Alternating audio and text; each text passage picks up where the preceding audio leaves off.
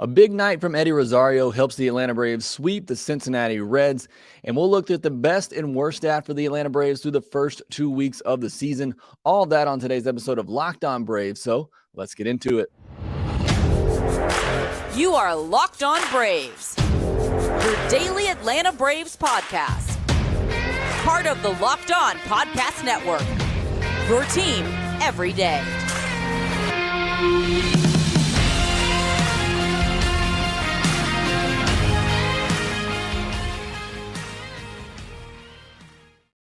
Hey, and welcome back to Locked On Braves, part of Locked On Sports Atlanta, where we cover your favorite Atlanta sports teams each and every day. I am your host, Jake Mastriani. You can follow me on Twitter at shortstopball. Also, make sure you check out the podcast on Twitter at LockedOn_Braves. Send in any questions, comments, or feedback that you have for the podcast. We're going to be doing a mailbag episode, so look out for that tweet from LockedOn_Braves later on Thursday afternoon, so you can submit your questions for that mailbag episode. If you're new on YouTube, make sure you do me a favor, hit that subscribe button. If you're watching on YouTube, also hit that thumbs up button to help support the show. And thanks as always for making Locked On Braves your first listen of each and every day. And a big shout out to our everydayers out there who continue to listen. I love hearing from all of you say that you listen every day on your way to work, working out, taking a walk, whatever it may be. Appreciate all the support on the podcast. On today's episode, we're going to talk about Wednesday night's game. Eddie Rosario had a big night. Is he perhaps starting to break out a little bit? We'll talk about Spencer Strider's performance, another subpar performance by his standards, but we'll discuss that. And then I want to talk about the best and worst for the Braves now that we're 2 weeks into the regular season. And then we'll set you up for everything coming up this weekend. A little bit of news as well. Orlando Arcia got hit on the wrist in Wednesday's game. We'll give you an update on his status. But let's start with the game on Wednesday. Another win for the Braves, another one-run win for the Atlanta Braves. They've been coming through here, especially in this series, which is great to see. Look, you take wins however you can get them. And this series was not an easy one for the Braves, like you may have thought it might be going up against a rebuilding Cincinnati Reds team. But when you consider all the injuries that the Braves have right now, and the fact that they are having to use a lot of their depth to be able to come through and fight back and win some of these games. I mean, coming from behind multiple times to win a game, I think that says a lot about the character of this team and just how they are fighting right now. And I thought it was a really good, anytime that you can get a sweep, those do not come easy in Major League Baseball. So being able to do that, I think, is a really good sign for this Braves team. Even if they are close wins, whatever, they're wins. That's all that matters. But every game they won on this homestand was a one-run game. Had a couple of walk-offs, had the 7-6 win on Tuesday, and then a 5-4 win on Wednesday. So all 4 wins on the homestand came by one run. They also had a one-run loss in this homestand as well. So playing a lot of close games, which means you're having to really count on your bullpen at the back end of games, and that bullpen has been worn out for the Atlanta Braves. But let's jump into Eddie Rosario. And a lot of people asking, is Super Rosario back? I wouldn't go quite that far, but he did have 2 hits on Wednesday night, 3 hard hit balls in total, and that is certainly great to see. He's been making contact. He's had some pretty bad batted ball luck, so perhaps we'll see that start turning around. And then the go-ahead home run in the 8th inning on a fastball up and away out of the zone, and he's able to get up to that pitch and drive it out to right center. That is Eddie Rosario. So, again, it would obviously be huge if we start to see him turn things around a little bit. I have more hope for him than I do Marcell Ozuna, who was hearing the Boo Birds on a Wednesday night. I know he struck out once with the bases loaded and nobody out. Rough night for Marcell Ozuna. But for Eddie Rosario, again, I have more confidence in him becoming a more consistent, productive player than I do Ozuna at this point. And hopefully we're starting to see that kind of turn around for Rosario a little bit. Look, early on, the Braves were facing a lot of lefty starters, and so Rosario wasn't getting in there and wasn't getting everyday at bats. So I think he needs that to kind of get into the rhythm of the season, hopefully get on a run and turn things around. But a big night for him on Wednesday. Ronald Acuna Jr., 3 more hits on Wednesday night. He had a double and 2 singles, but it was the 2 singles that proved to be the big hits on the night. He had a 2-run single in the second inning to tie it up, and then another game-tying hit in the 7th inning as well. So a couple of really big hits for Acuna. Had another stolen base. He did get caught stealing once, unfortunately. He's batting .370 on the year with a .542 on-base percentage, and I mentioned this on the postcast. I know everybody's asking, where's the launch angle? Where's the home runs for Acuna? And I think that's going to come. But if he wants to bat .350 and get on base nearly 50% of the time and steal 40 to 50 bags and still hit 20 to 30 home runs, that's going to be a really good player. But I do think the home runs will come eventually. But again, he wants to keep doing what he's doing right now. I'm perfectly fine with that as well. Sean Murphy, another big hit in this series. On the homestand, Sean Murphy, 6 for 22 at the plate, 4 doubles, a home run, 5 RBI, and 8 walks. The guy was really good on this homestand, starting to turn it on to the plate and he's playing every day. Hilliard having an impact at the bottom of the lineup, had a leadoff walk in the 7th, stole a base, and then scored on Acuna's single the other way, which tied the game up. So Hilliard getting it done. That 9th spot in the order continues to have a big role to play for this Braves offense and getting them going and turning it over for the top of the order. I mentioned Ozuna earlier, 0 for 4, 3 strikeouts, struck out with the bases loaded. He's now 3 for 36 on the year, 2 home runs, 5 walks, 13 strikeouts, has a 27% K rate. You look at his baseball savant page, and it's a lot of red on there, which makes things really confusing for Marcell Ozuna. The only thing that's not red are his K percentage, his whip percentage, and obviously his sprint speed. But when he makes contact, again, I said it all the time, he makes hard contact, but, just not getting the hits. So I don't know what to tell you. I know everybody just says cut him, and I get it, but he's going to get playing time. He's on this team. Snicker even alluded to it again after the game that he's not ready to just completely bench him. So he's going to get at bats. You just got to hope he can turn things around and get on a hot stretch at some point. Going over to the pitching side of things, another subpar start for Spencer Strider by his level of dominance that we're used to. 5 innings, 4 hits, 2 walks, 3 earned, 9 strikeouts. That doesn't look terrible, but 98 pitches. He's having these innings where his command seems to elude him, and he's racking up the pitches, and he's not able to go deep into starts. He had 75 pitches through 3 innings. I mean, it's somewhat amazing that he was able to get through 5 innings. And those last 2 innings were so dominant. Those were Strider-type innings that we're used to seeing. But you look at the analytics, and they tell you he's still a dominant pitcher. He's just having to really use a lot of pitches. Just 1 hard-hit ball. In fact, Braves pitchers only allowed 3 hard-hit balls the entire night on Wednesday, which is incredible. 84.9 mile per hour average exit velocity against Strider on the handful of balls that were actually put into play against him. 23 whiffs for Spencer Strider on Wednesday night. Again, the stuff is elite. The stuff is dominant. He's just having to use a lot of pitches, and it's really hurting him from going deep into games. And then there's those innings where his just command eludes him, and then he's given up, a couple of runs. He gave up 3 runs in each of his last 2 starts, which is a lot for Spencer Strider and not what we're used to. 3rd straight game this year with 9 Ks. Again, the stuff is dominant, racking up the strikeouts. I think, the thing for him and what he's talked about, avoiding those long innings, working deeper into games, that's going to be the big key for Strider going forward, getting him back there. Outstanding job by the bullpen.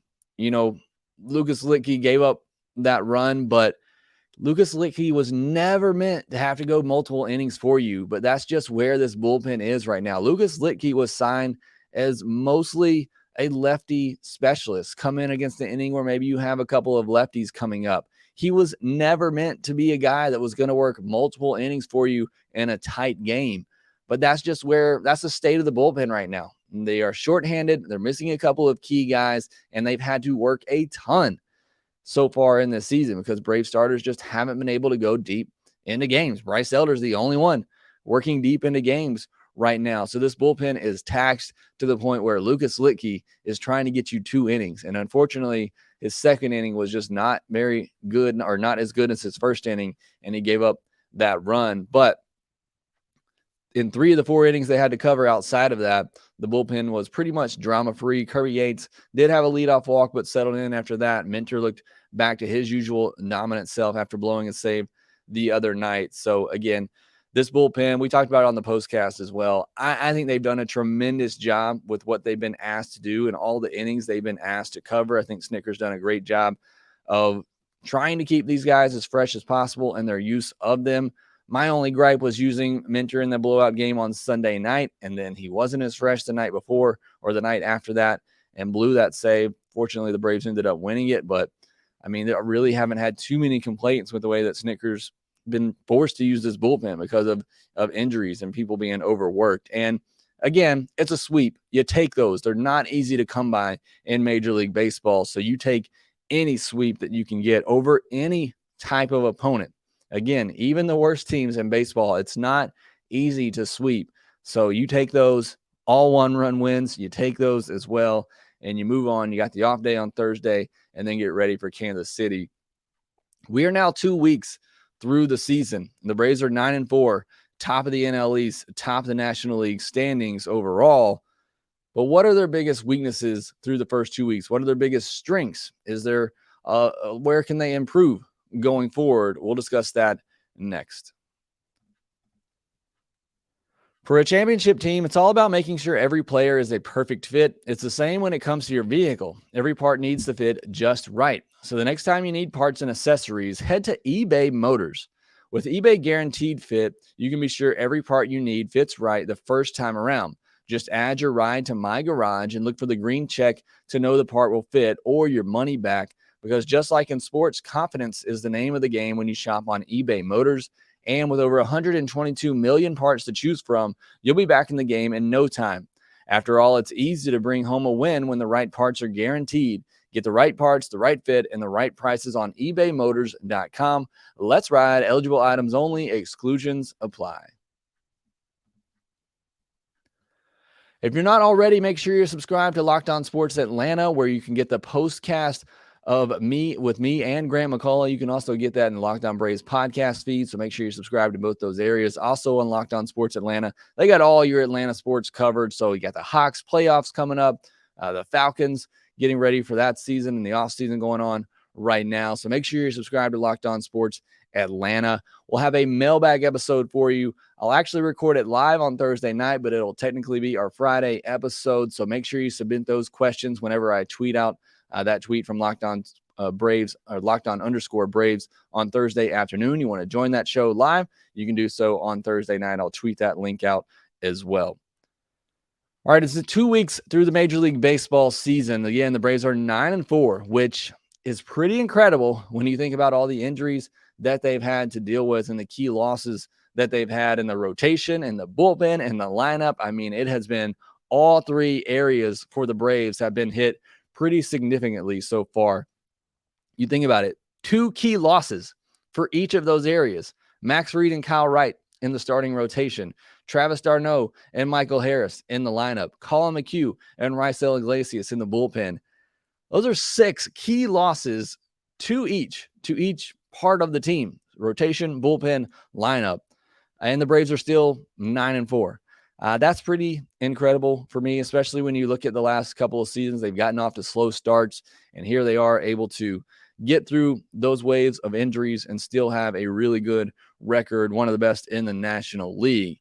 However, because of that, the Braves have not quite playing up to their potential. We haven't even seen them at full strength yet. And you look at the offense, it's still a top 10 offense, but it's mainly in, the 5 to 10 ranking in offensively. The pitching has not been great, has not been what we thought it would be. And again, a lot of this because of the injuries. Point I'm trying to make is they're not even playing their best baseball yet, and they're still 9-4 on the season. But for me, you look at the biggest issue through the first 2 weeks for this Braves pitching staff, and it's the walks. And this is something that drives me crazy. I know it drives managers crazy, but the free passes, and it's been everybody just about. 51 walks is the 8th most in all of baseball. That's how many walks the Braves have issued so far. It's amazing they still rank 14th in WHIP, which shows you they haven't been getting hit a ton. It's mainly just the walks. They're inflating that WHIP right now. And it's been, that's a huge problem, obviously, for the Braves or any team that's walking a lot of batters because, one, it's leading to some easy runs for the other team. You look at Spencer Strider and the runs he's given up, a lot of that's due to some walks that he has allowed. That's allowed those runners to come around and score. And two, a lot of pitches leading to short outings for your starters, leading to long outings for your bullpen arms to where they're unavailable the next day.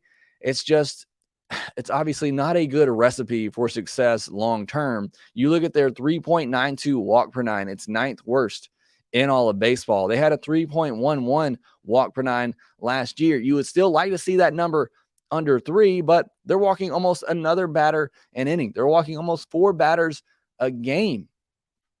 That is not a good recipe for success. And it's been, like I said, pretty much everybody. And a lot of this is small sample size, especially for the relievers, but Morton, Jimenez, Strider, Lipke, McHugh, Schuster, Yates, and Wright all have a walk per nine over 4. Excuse me, go figure. I mean, it's just not good. That's not a recipe for success. And, the guys with walk per nines under 3 are obviously the Braves' best pitchers right now. I mean, go figure. Nick Anderson, Jesse Chavez, Max Fried, all haven't walked a batter. Obviously, Max Fried left his first start early. Michael Tonkin, he's been tremendous for the Braves early on. He has a 1.08 walk per nine. AJ Minter, 2.57. Bryce Elder, 2.92. Again, you want that walk per nine under 3. And, those are the Braves pitchers that have done that so far. Not a lot, but those are the guys who have been getting it done early on. I mean, it doesn't take a genius here to figure out if you're not issuing free passes, you're going to have a lot of success. So that's something we really, really need to see the Braves pitching staff improve on to see them take off. And look, they've been counting on a lot of young guys early on, especially in the rotation, but that's something that has to improve going forward in order for this Braves pitching staff to get to where we know they can be. Now, the biggest strength for the Braves through 2 weeks, and honestly, there's nothing they're absolutely lighting up the world at so far. I mean, like I said, they're top 10 in a lot of offensive categories, but they're at the back of that top 10. They're not even really slugging a ton right now. But one thing they have done a great job of, that's getting on base. They're 4th in on-base percentage, taking a lot of walks, which is great to see. Acuna, Riley, Olsen, Murphy, Arcia, and Hilliard all have an on-base percentage over 400.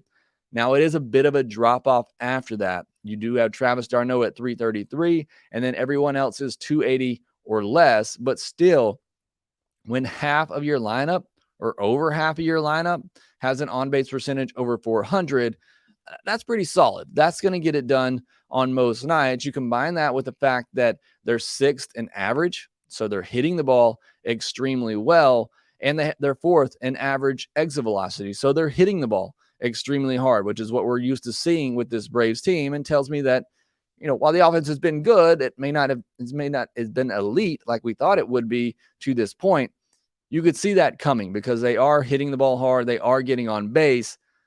The big issue right now for the Braves offensively is they're 26th in Major League Baseball with a 226 average with runners in scoring position. Shock. I know we've talked a lot about the issues with runners in scoring position lately, but just not getting it done with runners on base right now. And that is something that usually works itself out over the entirety of a season, but getting people on base, that is great. That's what you want. It's creating those opportunities, and eventually you're going to start to come through in more of those opportunities and score a lot of runs. So a good indication that the Braves offense is going to break out at some point. Again, not that it's been bad. It just hasn't been elite, which I think it can be and will be when they're at full strength and when they're getting those hits with runners in scoring positions. So again, those are the biggest weaknesses and biggest strengths for the Braves through the first 2 weeks of the season. Again, they've been really good in a lot of areas. There's just not anything they've really been elite at so far in this season. but they'll get there. Again, dealing with a lot of injuries right now, some key guys out. Once they get fully healthy, hopefully we'll see them start to take off. And unfortunately, they had another big injury scare on Wednesday night with Orlando Arcia taking 98 off the wrist. We'll discuss that next. Are you like me and you're subscribed to several different subscription services and sometimes you lose track? You start that 30-day free trial and then you forget to go back and cancel it. Then you got to check out RocketMoney to help you stay in control of those subscriptions so you don't continue to pay for the ones you don't use. RocketMoney is a personal finance app that helps you cancel your unwanted subscriptions, monitors your spending, and helps you lower your bills all in one place. Over 80% of people have subscriptions they forgot about. Just like me, RocketMoney can help you with that. They also help manage your finances in one place automatically. Categorize your expenses so you can easily track your budget in real time. Stop throwing your money away, cancel unwanted subscriptions, and manage your expenses the easy way by going to rocketmoney.com/lockedonmlb. That's rocketmoney.com/lockedonmlb. Looking for a delicious snack but don't want all the sugar and calories? Then you need the best tasting protein bar ever, and that's Built. You got to try them. Tell you about them all the time. And if you're like me, you want to make healthier snack choices, but you don't want to compromise the taste, then you got to try Built Bars. They're amazing for you. They taste amazing. What makes Built Bars so good? Well, they're covered in 100% real dark chocolate. That's right, real dark chocolate. And they come in unbelievable flavors like churro, peanut butter brownie, one of my favorites, but my top favorite is the cookies and cream, which they have as well. Not sure how Built Bar does it, but these bars taste just like a candy bar, but they're healthy for you. Only 130 calories, 4 grams of sugar, and a whopping 17 grams of protein. And now you don't need to wait to get a box. You can still go to Built.com to order you some and have them shipped and delivered to your door. But now you can go to Walmart to pick up a 4-bar box today of cookies and cream, double chocolate, or coconut puff. Or if you're a Sam's Club member, you can go there as well. Get yourself a 13-bar box. Might last you just a little bit longer with some of their hit flavors like a brownie, batter puff, and churro puff. And again, however you get your Built Bars, make sure that you go out and get yourself a box today. Now, there was some unfortunate news coming out of the Braves game on Wednesday. Orlando Arcia took a 98-mile-per-hour fastball off the wrist. He did stay in the game for a little while, but then eventually did come out. X-rays were negative, which means there's not a fracture on the wrist, and that is certainly great news. But I don't know how much swelling is going to have. He's going to be out for a while. That's still undecided at this point. I do not have an update as we're recording this on Thursday morning, but they did say, obviously they'll wait to see how it looks on Thursday and then probably even evaluate it on Friday as well before they make a decision.